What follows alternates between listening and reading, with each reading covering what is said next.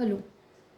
Previous video में हमने देखा कि जनरल डिफेंस क्या होता है, वॉलेंटी नॉन फिट इंजूरिया क्या होता है, ये चीज़ें हम देख चुके हैं। आज जो है वो है हमारा जनरल डिफेंस का सेकंड पार्ट, जो हम स्टार्ट करेंगे सेकंड जनरल डिफेंस से, और जो है प्लेंटिफ द रॉन्ग डूअर। तो प्लेंटिफ द रॉन्ग डूअर इस स्टेटमेंट से क्या समझ आता है? इस स्टेटमेंट से हमें क्लियर होता है कि प्लेंटिफ की अगर खुद की गलती है तो डिफेंडेंट इस चीज़ को एक अच्छे डिफेंस की तरह यूज़ कर सकता है। एग्ज़ाम्पल, ये ए पर्सन है, इस ए पर्सन ने बी पर अटैक कर दिया, बेवजह बी पर अटैक कर दिया, तो इसका क्या है? एक्ट जो है इसका रॉन्गफुल एक्ट है। ठीक है। अब बी ने अपने आप को बचाने के लिए, यानी इसने सेल्फ डिफेंस में क्या किया, इसने अपने आप को बचाने के लिए ए पर अटैक कर दिया। ठीक है। अब ए को इंजरीज आ गई तो ए ने क्या किया, ए ने बी के अगेंस्ट सूट फाइल कर दिया। अब ये तो हो गया प्लेंटिफ, ए हो गया प्लेंटिफ और बी कौन हो गया? बी हो गया डिफेंडेंट। ठीक है। अगर डिफेंडेंट ये प्रूफ कर दे, यानी अगर बी केस में ये प्रूफ कर दे कि इसने मेरे पे अटैक किया था, मैंने सिर्फ सेल्फ डिफेंस यूज़ करा है, तो यहाँ पे बी क्या होगा? लाइबल नहीं होगा। तो सेम ही सिचुएशन है यहाँ पे प्लेंटिफ द रॉन्ग डूअर में, कि अगर डिफेंडेंट प्रूफ कर दे कि प्लेंटिफ की खुद की गलती थी, तो वहाँ पे डिफेंडेंट की कोई लायबिलिटी नहीं बनेगी। ठीक है। तो ओवरऑल पॉइंट ये है कि अगर प्लेंटिफ की खुद की गलती थी तो लायबिलिटी डिफेंडेंट की नहीं होगी, और ये डिफेंडेंट के लिए एक अच्छा डिफेंस होगा। ठीक है। अब कल की वीडियो में हमने ये देखा था कि भाई जो जनरल डिफेंसेस है वो हम नंबर ऑफ रॉन्ग्स के लिए यूज़ कर लेते हैं, उसमें से एक ट्रेसपास भी था। ठीक है। जैसे एग्जांपल, ए ने बी की अगर प्रॉपर्टी में ट्रेसपास किया है तो बी क्या कर सकता है? बी रीजनेबल फोर्स यूज़ कर सकता है और ए को अपनी प्रॉपर्टी से भगा सकता है, निकाल सकता है। ठीक है। यहाँ पे बात हो रही है रीजनेबल फोर्स की। ऐसा नहीं है, रीजनेबल फोर्स का मतलब सिर्फ इतना है कि जितनी ज़रूरत है उतना यूज़ करो। ठीक है। ऐसा नहीं है कि ए को शूट कर दिया जाए, ठीक है, ए को जान से मार दिया जाए। तो ये क्या हो जाएगा? अगर ऐसा करेंगे तो ये हो जाएगा अननेसेसरी फोर्स। मतलब इसकी ज़रूरत थी नहीं, आपने फिर भी इतना ज़्यादा फोर्स यूज़ कर लिया। ठीक है। तो फोर्स जो है वो रीजनेबल यूज़ करना है। एक केस आता है बर्ड वर्सेस हॉलब्रुक। इस केस में क्या हुआ, जो प्लेंटिफ था, ये प्लेंटिफ डिफेंडेंट की प्रॉपर्टी, लगा लीजिए कि ये डिफेंडेंट का गार्डन है, और यहाँ पे डिफेंडेंट ने क्या कर रखा है? स्प्रिंग गन सेट कर रखी है, जो भी पर्सन ट्रेसपास करेगा वो ऑटोमेटिकली चलेगी। ठीक है। तो ये जो प्लेंटिफ है ये अपनी प्रॉपर्टी में जाने के लिए इसकी प्रॉपर्टी में इधर से गुजरता है। ठीक है। इसे अपनी प्रॉपर्टी में यहाँ पे पहुँचना था। यहाँ पे ये जो स्प्रिंग गन सेट कर रखी है ये ऑटोमेटिकली डिस्चार्ज हुई और प्लेंटिफ को इंजरीज आ गई। तो यहाँ पे क्वेश्चन आता है कि भाई देखो, प्रॉपर्टी में तो इसने ट्रेसपास किया, बट एक प्रॉब्लम यहाँ भी आती है कि अननेसेसरी फोर्स भी तो यूज़ हुआ है ना यहाँ पे, बिना किसी नोटिस के ऐसे स्प्रिंग गन लगा देना अपने गार्डन में, और कोई पर्सन अगर ट्रेसपास कर रहा है तो उसको इतनी ज़्यादा इंजरीज आ जाएं जो कभी ज़रूरी थी नहीं, आप नॉर्मल फोर्स यूज़ कर सकते हो। ठीक है। तो यहाँ पे इस केस में क्या होगा, क्या लगता है आपको?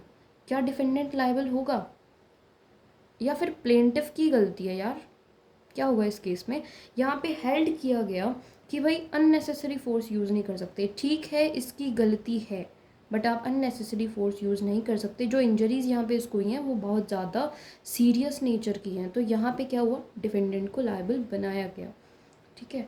एक एग्जाम्पल देखते हैं हम प्लेंटिफ द रॉन्ग डूअर के लिए, उससे आपको और क्लियर हो जाएगा। देखो एग्जाम्पल है, ये एक ब्रिज है और इस ब्रिज पर नोटिस लगा हुआ है कि भाई लगा लीजिए कि 6 टन का नोटिस लगा हुआ है कि ये जो ब्रिज है ये अच्छे से मेंटेन नहीं है, तो ट्रक्स वगैरह के लिए नोटिस लगा हुआ है कि आप 6 टन से ज़्यादा नहीं लेके जा सकते हो, अगर इससे ज़्यादा लेके जाते हो तो वो ओवरलोडेड माना जाएगा। ठीक है। यहाँ पे ये कर रखा है, और जो डिफेंडेंट है वो मेंटेन कर रहा है इस ब्रिज को, बट ये ब्रिज प्रॉपर कंडीशन में है नहीं, मतलब इतना ज़्यादा सही कंडीशन में नहीं है, इसीलिए इन्होंने नोटिस लगा रखा है कि 6 टन से ज़्यादा का सामान नहीं लेके जाना है, अदरवाइज ट्रक ओवरलोडेड माना जाएगा। इसके बावजूद भी प्लेंटिफ का जो ट्रक होता है, प्लेंटिफ का जो ट्रक है, ये प्लेंटिफ का ट्रक लगा लीजिए कि ये है, ये 6 टन से ज़्यादा का सामान लेके जाता है और यहाँ पे कुछ प्रॉब्लम्स होते हैं ना, इशू होते हैं ब्रिज में, ठीक है, क्योंकि ये प्रॉपरली मेंटेन नहीं है। यहाँ पे एक्सीडेंट हो जाता है प्लेंटिफ को इंजरीज आ जाती हैं। तो यहाँ पे प्लेंटिफ ने डिफेंडेंट पर सूट फाइल कर दिया, P वर्सेस D हो गया यहाँ पे। तो भाई अब प्लेंटिफ कहता है कि ये मेंटेन कर रहा था डिफेंडेंट और इसकी इतनी ख़राब कंडीशन थी और ये था, और डिफेंडेंट को लायबल बनाओ, इसका नेग्लिजेंस है यहाँ पे। तो यहाँ पे कहा गया कि भाई नोटिस भी तो लगाया हुआ था ना कि 6 टन से ज़्यादा नहीं लेके जा सकते, तुम्हारी खुद की गलती है, ठीक है, मान लिया कि ये इतना मेंटेन नहीं था, बट जब नोटिस लगाया हुआ है, अब 6 टन का नोटिस है, आप 10 टन का सामान लेके जा रहे हो, ओवरलोडेड माना जाएगा ना, गलती प्लेंटिफ की है, तो यहाँ पे डिफेंडेंट को लायबल नहीं बनाया गया, ठीक है। अगर सिचुएशन कुछ और होती, एग्जाम्पल सिचुएशन अगर ये होती कि प्लेंटिफ के ट्रक में सिर्फ 5 टन है, 6 टन का नोटिस है और 5 टन ये लेके जा रहा है, फिर भी अगर कुछ हो जाता, फिर भी अगर ब्रिज के इल मेंटेनेंस की वजह से कुछ होता, तो डिफेंडेंट को लायबल बना सकते थे, अब नहीं बना सकते, ठीक है। तो प्लेंटिफ द रॉन्ग डूअर में क्या आता है, अगर प्लेंटिफ की खुद की गलती है तो डिफेंडेंट के लिए एक अच्छा डिफेंस होगा, उसकी लायबिलिटी नहीं होगी वहाँ पर, ठीक है। चलिए अब हम नेक्स्ट पॉइंट स्टार्ट करते हैं। अब है हमारा third point, inevitable accident. Inevitable accident का मीनिंग देखेंगे सबसे पहले। देखो, नॉर्मल एक्सीडेंट का क्या मतलब होता है, अनएक्सपेक्टेड इंजरी, जो हम एक्सपेक्ट नहीं कर सकते ऐसी इंजरी। अगर ऐसी सिचुएशन आ जाए कि भाई आप पहले से चीज़ों को गेस नहीं कर सकते, इंजरी को गेस नहीं कर सकते, और ना ही रीज़नेबल केयर यूज़ करके भी उसे इंजरी को अवॉइड कर सकते, तो उसे हम कहते हैं इनएविटेबल एक्सीडेंट। इनएविटेबल एक्सीडेंट भी क्या है, डिफेंडेंट के लिए एक अच्छा डिफेंस है। अगर डिफेंडेंट ये प्रूव कर दे कि भाई मेरा ऐसा कोई इंटेंशन नहीं था प्लेंटिफ को इंजर करने का, और मैं रीज़नेबल केयर यूज़ करके भी इंजरी को अवॉइड नहीं कर सकता था, तो इन दोनों सिचुएशन को अगर डिफेंडेंट प्रूव कर देता है तो उसकी लायबिलिटी नहीं आएगी, ठीक है, उसको लायबल नहीं बनाया जाएगा। तो ओवरऑल पॉइंट है कि भाई इनएविटेबल एक्सीडेंट भी क्या है, एक अच्छा डिफेंस है डिफेंडेंट के लिए। इसके लिए हम एक केस देखते हैं, केस का नाम है स्टैनले वर्सेस पावेल। अब ये केस हम एक बार पहले भी देख चुके हैं, पर चलिए एक बार और देखते हैं क्या हुआ। डिफेंडेंट और प्लेंटिफ दोनों मेंबर्स क्या है, शूटिंग पार्टी का शूटिंग पार्टी के मेंबर्स हैं दोनों ही, और शूटिंग चल रही है फीजेंट की, एक तितर की शूटिंग चल रही है। तो अब डिफेंडेंट ने फायर किया, जो ये ट्री है, ये है यहाँ पे, ये जो ट्री है इसी पर था फीजेंट, तो डिफेंडेंट ने इसकी तरफ शूट किया और वो जो बुलेट थी वो इस पेड़ से टकरा कर और प्लेंटिफ की तरफ आ गई। अब प्लेंटिफ की तरफ आ गई तो इसे इंजरीज हो गई, इंजरीज हुई तो इसने सूट फाइल कर दिया। तो यहाँ पे डिफेंडेंट ने डिफेंस लिया इनएविटेबल एक्सीडेंट का, कि मेरा ना तो कोई भी इंटेंशन था प्लेंटिफ को इंजर करने का, और ना ही रीजनेबल केयर यूज़ करके भी मैं इस इंजरी को अवॉइड नहीं कर सकता था, ठीक है। तो ये एक इनएविटेबल एक्सीडेंट था, यहाँ पे डिफेंडेंट को लायबल नहीं बनाया गया। अब हम अपने फोर्थ पॉइंट की तरफ चलते हैं। एक्ट ऑफ गॉड भी एक अच्छा डिफेंस होता है, ये भी इनएविटेबल एक्सीडेंट की तरह ही होता है, बट डिफरेंस क्या होता है, इनएविटेबल एक्सीडेंट में तो पर्सन इन्वॉल्व होते हैं, ह्यूमन बीइंग इन्वॉल्व होते हैं, बट यहाँ पे जो चीज़ें होती हैं वो होती हैं सिर्फ और सिर्फ नेचुरल फोर्सेस, यहाँ पे ह्यूमन बीइंग का किसी भी तरीके का कोई इंटरफेरेंस नहीं होता। जैसे कि बहुत ज़्यादा भारी बरसात, मतलब इतनी ज़्यादा बारिश कि हम एक्सपेक्ट नहीं कर सकते, ठीक है, स्टॉर्म्स जो भी तूफ़ान वगैरह आते हैं, या जो ज्वालामुखी वगैरह फट जाते हैं, बाढ़ आ जाती है, भूकंप आ जाते हैं, तो यहाँ पे कोई इंसान तो कुछ कर नहीं सकता। तो ये भी क्या है, डिफेंस की तरह डिफेंडेंट इनको यूज़ कर सकता है, बट इसके लिए दो चीज़ें ज़रूरी हैं, और वो दो चीज़ें हैं कि डिफेंडेंट को प्रूफ करना होगा कि नेचुरल फोर्सेस वर्क कर रहे थे, मेरा कोई इंटरफेरेंस नहीं था, ठीक है, और उसे प्रूफ करना होगा कि अकरेंस जो था वो एक्स्ट्रा ऑर्डिनरी था। एक केस से समझते हैं इन दोनों को। केस का नाम है निकोल्स वर्सेस मार्सलैंड। इस केस में क्या हुआ, ये डिफेंडेंट की प्रॉपर्टी है और ये प्लेंटिफ की प्रॉपर्टी है। अब डिफेंडेंट की प्रॉपर्टी में कुछ आर्टिफिशियल लेक्स थी, ठीक है, और प्लेंटिफ की प्रॉपर्टी में 4 ब्रिजेस थे। अब क्या हुआ, एक्सेप्शनली हैवी रेनफॉल हुआ, और वो रेनफॉल जो था वो ह्यूमन मेमोरी का सबसे ज़्यादा हैवीएस्ट रेनफॉल था। मतलब ऐसी बरसात पहले कभी नहीं हुई थी, बहुत ज़्यादा भारी बरसात थी उस दिन। तो हुआ क्या, इसके जो आर्टिफिशियल लेक्स के लिए इसने जो बांध बनाया हुआ था, एम्बैंकमेंट बना, ऐसे दीवार बना देते हैं कि भाई पानी उस तरफ ना जाए, तो इसने भी ऐसे ही बना रखा था एक बांध टाइप।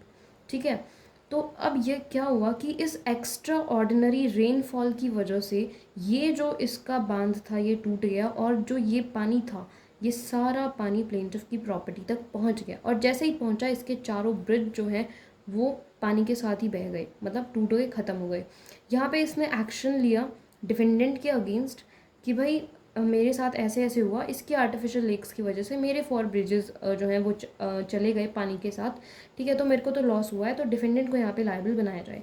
तो यहाँ पे कहा गया कि यहाँ पे एक्ट ऑफ गॉड है, डिफेंडेंट ने यहाँ पे कुछ नहीं किया, डिफेंडेंट को यहाँ पे लायबल नहीं बनाया गया, यहाँ पे एक्ट ऑफ गॉड, क्योंकि रेनफॉल था, बहुत ज़्यादा भारी बरसात थी। दूसरी चीज़, सॉरी, फर्स्ट असेंशियल एलिमेंट क्या था, नेचुरल फोर्सेस, नेचुरल फोर्सेस थी, डिफेंडेंट कुछ कर नहीं सकता था। और दूसरी चीज़ क्या थी, एक्स्ट्रा ऑर्डिनरी था। ठीक है, जैसा कि कहा गया फैक्ट्स में कि ह्यूमन मेमोरी की सबसे हैवीएस्ट बरसात थी वो, तो एक्स्ट्रा ऑर्डिनरी था, दोनों असेंशियल एलिमेंट कंप्लीट हो गए, तो डिफेंडेंट का जो डिफेंस दिया डिफेंडेंट ने वो बच गया, यानी कि यहाँ पे डिफेंडेंट को लायबल नहीं बनाया गया। नेक्स्ट पॉइंट देखते हैं, प्राइवेट डिफेंस। प्राइवेट डिफेंस जो है उसे भी क्या कर सकते हैं हम, डिफेंस की तरह यूज़ कर सकते हैं। ठीक है, देखिए लॉ परमिट करता है कि भाई आप अपने आप को बचाने के लिए, यानी पर्सन खुद को बचाने के लिए और अपनी प्रॉपर्टी को बचाने के लिए क्या कर सकता है, वो रीज़नेबल फोर्स यूज़ कर सकता है। ठीक है, यहाँ पे सिर्फ रीज़नेबल फोर्स की बात हो रही है। ठीक है, रीज़नेबल फोर्स पर्सन यूज़ कर सकता है। अगर डिफेंडेंट फोर्स यूज़ करता है और नेसेसरी है वो सेल्फ डिफेंस के लिए, तो यहाँ पे डिफेंडेंट को लायबल नहीं बनाया जाएगा। ठीक है, बट अगर एग्जांपल लगाओ कि ए ने क्या किया, ए ने बी पर अटैक कर दिया, बी को इंजरीज आ गई। ठीक है, अब बी ने जब ए पर सूट फाइल करा तो ए ने क्या कहा, ए ने कहा कि भाई मेरे को डर था कि बी मेरे पे अटैक कर सकता है, इसलिए मैंने पहले ही बी पर अटैक कर दिया। तो यहाँ पे जो ए है वो ये डिफेंस नहीं ले सकता प्राइवेट डिफेंस का। ठीक है, सेल्फ डिफेंस का डिफेंस नहीं ले सकता है यहाँ पे। ठीक है, ऐसा नहीं करना है कि मेरे को लगा तो ऐसा कर दिया मैंने, ऐसा नहीं करना है। ठीक है, चलिए हम एक केस देखते हैं। अब देखिए, केस का नाम है रामानुजन वर्सेस गगन। अब इस केस में क्या हुआ, डिफेंडेंट ने अपनी प्रॉपर्टी में लाइव इलेक्ट्रिक वायर्स डाले होते ताकि कोई इसकी प्रॉपर्टी पे ट्रेसपास ना कर सके। ठीक है, अब ये बात है रात के 10 बजे की, जब प्लेंटिफ इधर से गुजर रहा था। ठीक है, इधर से गुजर रहा था ये पर्सन, और ये इन लाइव इलेक्ट्रिक वायर्स के कांटेक्ट में आ गया, जिसकी वजह से इसको इंजरीज हुई, शॉक लगा इसे इन वायर्स से, और इसे काफ़ी ज़्यादा इंजरीज हो गई। इसे अपनी ज़मीन पे पहुंचना था यहाँ पर। ठीक है, तो यहाँ पे जो इसने लाइव इलेक्ट्रिक वायर्स लगा रखे थे, इसने कोई भी उसके लिए विजिबल वार्निंग भी नहीं दे रखी थी, तो यहाँ पे इसको लायबल बनाया गया।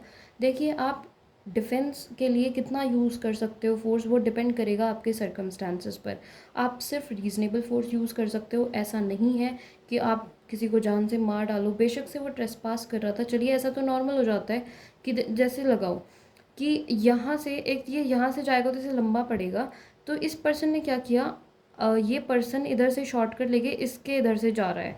ठीक है, और यहाँ पे चला जाना है इसको, तो यहाँ पे वो ऐसे ही क्रॉस करके जा रहा था जब उसे इलेक्ट्रिक शॉक लगा। ठीक है, तो यहाँ पे आप रीज़नेबल फोर्स यूज़ करो, इतना यूज़ नहीं करना है। यहाँ पे डिपेंडेंट को लायबल बनाया गया। फिर आता है मिस्टेक। अब हमारे पास आता है हमारा 6th पॉइंट, मिस्टेक। अब जो जनरली होता है ना, अगर आपको फैक्ट्स की मिस्टेक हो गई है तो भी डिफेंस नहीं होता, और लॉ की मिस्टेक हो गई है तो भी डिफेंस नहीं होता, बट इसकी कुछ एक्सेप्शन है। देखो, नॉर्मली अगर मैं आपको एग्जांपल दूँ, तो अगर आप एग्जांपल, ये एक ही प्रॉपर्टी और आप इस प्रॉपर्टी में जाके घुस जाओ और ये कहोगे मेरे को लगा ये मेरी प्रॉपर्टी है, यहाँ पे डिफेंस नहीं माना जाएगा। ठीक है, आप ऐसे ही ए का अम्ब्रेला है, जैसे एक्स का अम्ब्रेला है, और ए एक्स का अम्ब्रेला ले लेता है इसे बिना बताए, बिना परमिशन के, और कहता है मुझे लगा कि ये मेरा ही अम्ब्रेला है। ये डिफेंस नहीं है आपके लिए। ठीक है, सबको अपनी प्रॉपर्टी का पता होता है, बट कुछ एक्सेप्शन केसेस होते हैं, एक्सेप्शनल होते हैं। जैसे एग्जाम्पल लगाओ, मेलेसियस प्रोसिक्यूशन के केसेस होते हैं। एग्जाम्पल लेते हैं हम लोग, ये ए पर्सन है, ए ने बी के चिल्लाने की आवाज़ें सुनी, ठीक है, बचाओ बचाओ कर रहा था बी, ठीक है। तो और इसको जो है सी जो है वो बी को मार रहा था, बीट कर रहा था। तो यहाँ पे ए ने जल्दी से पुलिस को कॉल कर दिया और सी के अगेंस्ट कंप्लेन कर दी कि भाई सी जो है वो बी को मार रहा है। अब यहाँ पे बेचारे ए को ये नहीं पता था कि सी खुद में सेल्फ डिफेंस के लिए एक्ट कर रहा है, पहले बी ने उस पर अटैक किया था। तो यहाँ पे जो केस फाइल किया है ना इसने क्या किया है, ऑनेस्टली किया है, ऑनेस्ट बस बट मिस्टेकन फैक्ट, यानी फैक्ट्स की इसे थोड़ी गलती हो गई बट इसने एक्ट ऑनेस्टली किया है, इसने सही एक्ट किया है। तो यहाँ पे क्या कर सकते हैं, इस मिस्टेक का डिफेंस ए ले सकता है, ठीक है। तो इसी तरीके की चीज़ें यहाँ पे आती हैं। अगर पर्सन ऑनेस्टली बट उसे कुछ फैक्ट्स की मिस्टेक हो जाती है तो वहाँ पे पर्सन जो है वो डिफेंस ले सकता है मिस्टेक का।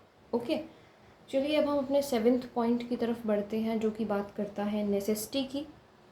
अब जो 7th पॉइंट आता है वो डिस्कस करता है नेसेसिटी। एग्जाम्पल लगाओ कि ये ए पर्सन है, ए ने देखा कि ये बी की प्रॉपर्टी में आग लग गई है, ठीक है। तो ए क्या करता है, ए बिना बी की परमिशन के जाता है और इस प्रॉपर्टी में जो है वो पानी डालने लग जाता है। तो यहाँ पे नेसेसिटी थी, मतलब इसका जाना वहाँ पे ज़रूरी था, ये एक बड़े हार्म को रोकने के लिए वहाँ पे गया है, इसीलिए बी ए पर ट्रेसपास के लिए सूट फाइल नहीं कर सकता, ठीक है। तो यहाँ पे नेसेसिटी वाला पॉइंट क्या कहता है, अगर कोई पर्सन, जैसे एग्जाम्पल के लिए ए लगा लीजिए कि ये ए पर्सन है, अगर ये कोई ऐसा एक्ट करता है जिसकी वजह से डैमेज हो गया, पर इसने जो एक्ट किया था वो एक बड़े मुसीबत से या बड़े डैमेज से बचाने के लिए किया था, तो जो छोटा डैमेज हुआ है तो उसके लिए ये ए पर्सन लायबल नहीं होगा, ठीक है। जैसे आग लगी हुई थी, सब कुछ ख़त्म हो सकता था, तो ये इसकी हेल्प करने चला गया, ठीक है। तो यहाँ पे क्या कर रहा है, ये इसकी प्रॉपर्टी को जलने से बचा रहा है। ट्रेसपास तो एक छोटा सा रोंग है, ठीक है, इसके लिए तो ये क्या कर लेगा, डिफेंस ले लेगा, बट इसने क्यों किया है, इसने एक बड़े इविल को बचाने के लिए ट्रेसपास किया है, ठीक है। तो ये है हमारा नेसेसिटी का पॉइंट। अब एग्जाम्पल लेते हैं, एक और एग्जाम्पल हम लेते हैं। जैसे एग्जाम्पल, ये एक पर्सन है जो हंगर स्ट्राइक कर रहा है, यानी कि भूख हड़ताल कर रहा है। तो एक पर्सन ने देखा कि भाई इस पर्सन की हालत बहुत ज़्यादा ख़राब हो गई है, ये मर भी सकता है, तो उसने क्या किया, फोर्सफुली उसे खाना खिला दिया, ठीक है। मतलब जो बंदा भूख हड़ताल पर बैठा था उसे फोर्सफुली खाना खिला दिया। तो यहाँ पे क्या थी, नेसेसिटी थी, उसने इसलिए ऐसे एक्ट किया। तो नेसेसिटी अगर होगी तो डिफेंडेंट उसका भी क्या ले सकता है, डिफेंस ले सकता है, वहाँ पे लायबिलिटी नहीं बनेगी, ठीक है।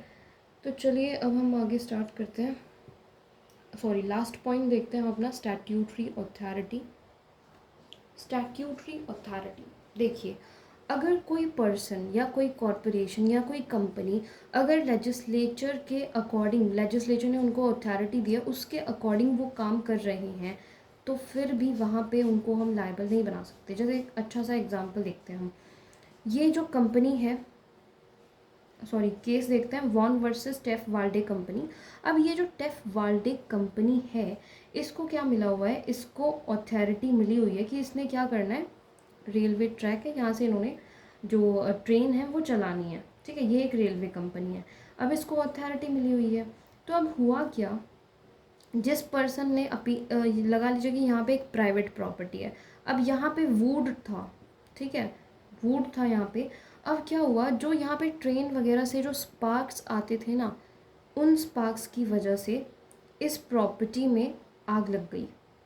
अब जो डिफेंडेंट है यानी कि ये जो कंपनी है, जब इसका देखा गया तो इन्होंने रीज़नेबल केयर भी करी थी, इन्होंने प्रूफ करा कि हमने रीज़नेबल केयर की थी, स्पार्क्स को रोकने की कोशिश कर रहे थे हम लोग, प्रॉपर केयर हमने करी थी इन स्पार्क्स को रोकने के लिए, ठीक है। क्योंकि वो लोग स्टैट्यूट के अंडर एक्ट कर रहे थे, अथॉरिटी थी उनके पास, इसीलिए उन्हें लायबल नहीं बनाया गया। इसी तरीके से जैसे एग्जाम्पल, ये ट्रेन जा रही है यहाँ से, इस प्रॉपर्टी पे जो भी नॉइस, वाइब्रेशन, स्मोक या इस तरीके का जो भी स्पार्क्स वगैरह का जो भी हार्म हो रहा है जो इंसिडेंटल है, ठीक है, वहाँ पे पर्सन को कंपनसेशन दे सकते हैं, ठीक है, कंपनसेशन पर्सन क्लेम कर सकता है, बट यहाँ पे हम इनको लायबल नहीं बना सकते, डिफेंडेंट्स को ऐसे केसेस में लायबल नहीं बनाते हैं। ये एक कंप्लीट डिफेंस होता है, ठीक है, इंजर्ड पार्टी के पास यहाँ पे कोई रेमेडी नहीं होती, वो सिर्फ अपना कंपनसेशन क्लेम कर सकते हैं। तो ये थे हमारे कुछ डिफेंसेस जो हमने पढ़े। आई होप आपको समझ आई होगी, थोड़ी लेंथी हो गई बट ज़रूरी है डिटेल में पढ़ना। चलिए आज की वीडियो ख़त्म करते हैं। Thanks for watching.